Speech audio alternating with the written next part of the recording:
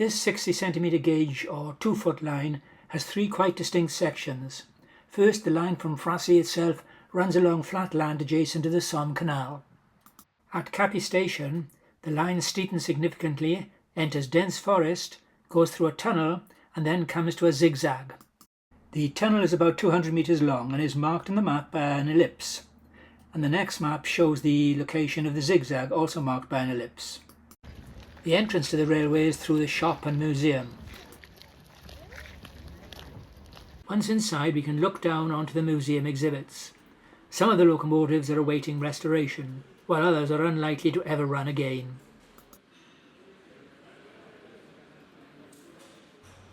A rail locomotive is the Orenstein and Koppel O10O tank, with the first and last axle being articulated according to the design of Dr. Luttermiller, the chief engineer of the company. A more powerful locomotive was needed than the Brigade Lock. 35 of the O10Os were built, with another 30 for the Japanese army. And this is the 080 Brigade Lock, designed and built by O&K. The first and last axles were articulated by the better-known Klein-Linder method. The Weidnech company was based in Flanders and built locomotives for 40 years between 1889 and 1929. It too had a patented radial axle to help it negotiate tight corners. Immediately outside the museum is the platform, and the first train of the day was waiting to leave at 11 o'clock. It was hauled by a former East German 080 tender tank, number 993461, and was built by Balkenstetten in 1925. Since its purchase from the Deutsche Reichsbahn, it's worked on several 60cm gauge lines in Germany.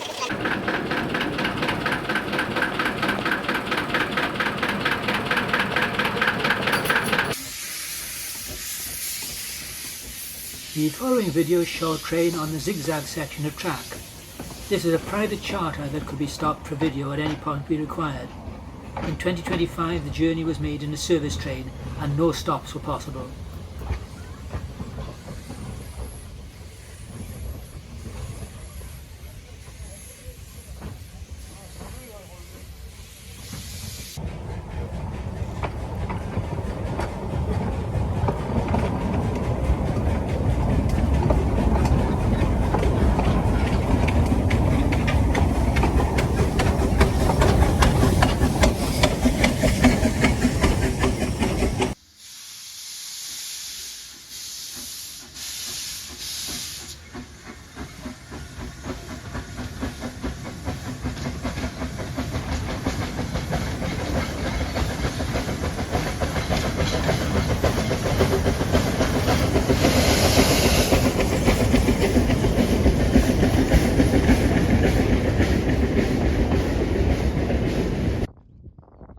The zigzag leads to the summit, an exposed plateau that even in the summertime was extremely windy and cold.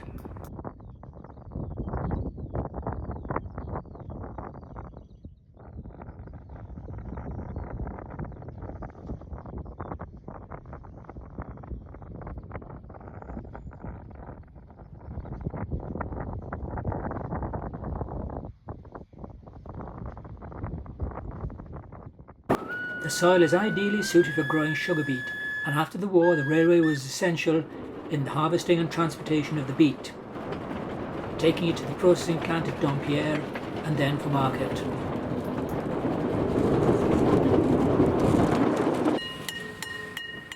The line stops abruptly at the outskirts of the village of Dompierre, and the locomotive runs around and quickly sets off again for Froissy.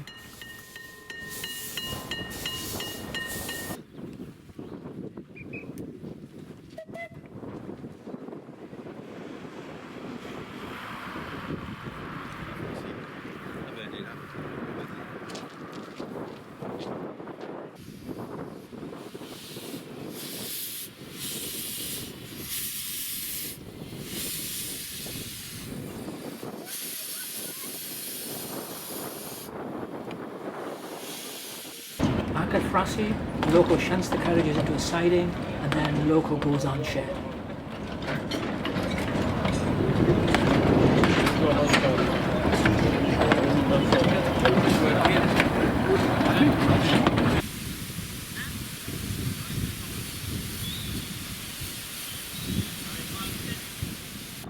Two other locomotives were in steam, including 080 tender tank number 7 Genevieve, built by Borsig in 1918.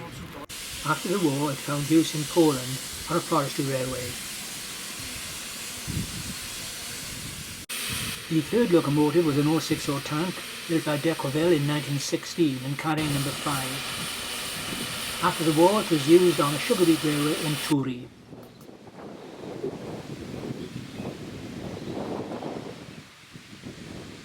And here is number 5, arriving at Cappy Station with a short freight train.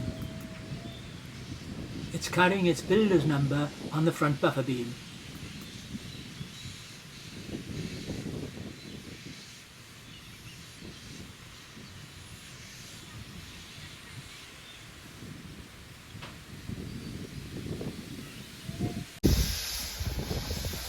As soon as number 5 was in the loop, the Vulcan number 8 came through with a passenger train.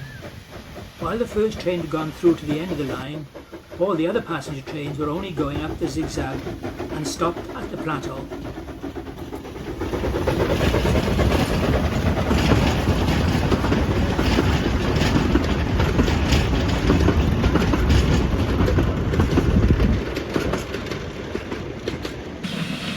Next to arrive at Cappy was number 7 Genevieve on a sugar beet train. This train ran as far as the bottom of the zigzag.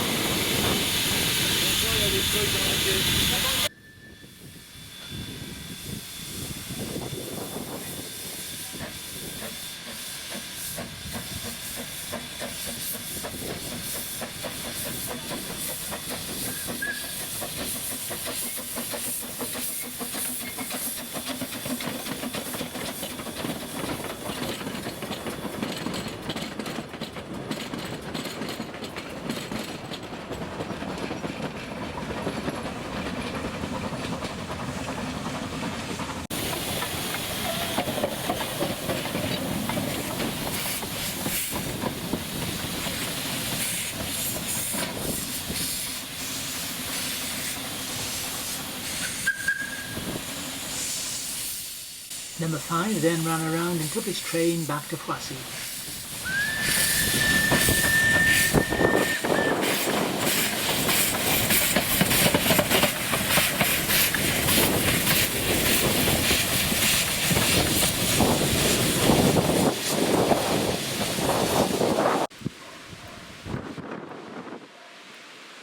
While watching all the railway activity, things were happening on the Somme Canal.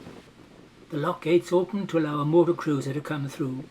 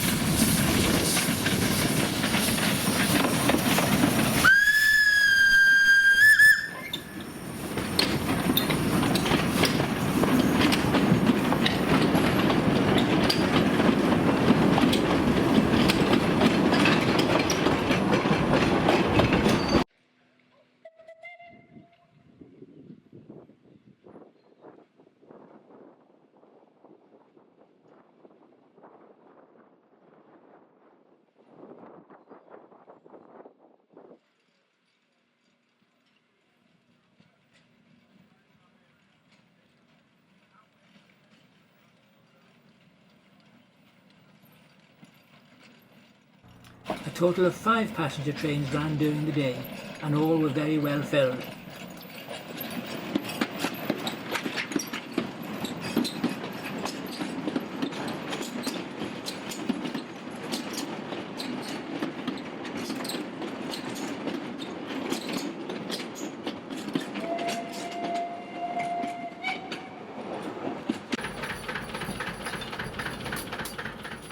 There were a number of petrol engine shunters at work.